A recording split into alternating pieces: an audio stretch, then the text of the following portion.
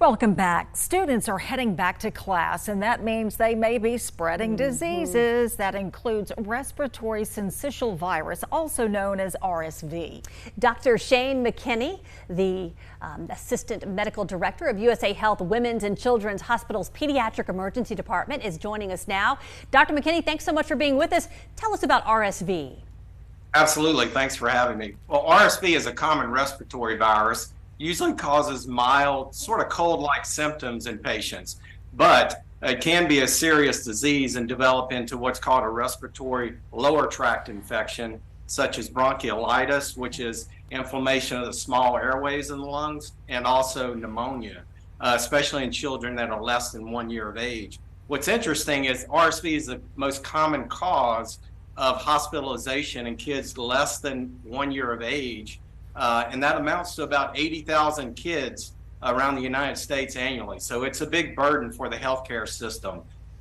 When they're hospitalized, some of these children require oxygen if they're not drinking well, IV fluids, and in extreme cases, even intubation and mechanical ventilation.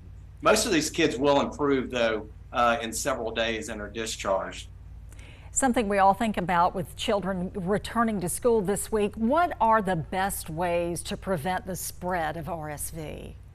Absolutely. So good hand hygiene, washing your hands, keeping your hands off your face, avoiding close contact with other people that are sick, clean and disinfect common surfaces, and stay home when you're sick. All kind of common sense measures. Yes. Okay, so tell us some of the early symptoms of RSV and how are these different depending on age?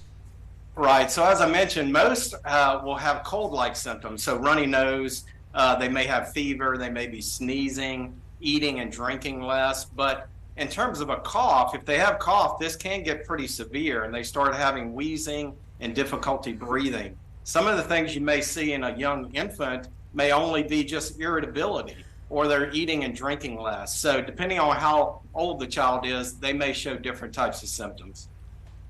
Can you talk to us about this new medication that's out there now? I believe it's called Beyfortus. That's correct. So it's interesting, the FDA just approved this product last month, and the CDC reviewed all the clinical trial data and released a statement last week. So they're recommending this product for a child's first RSV season.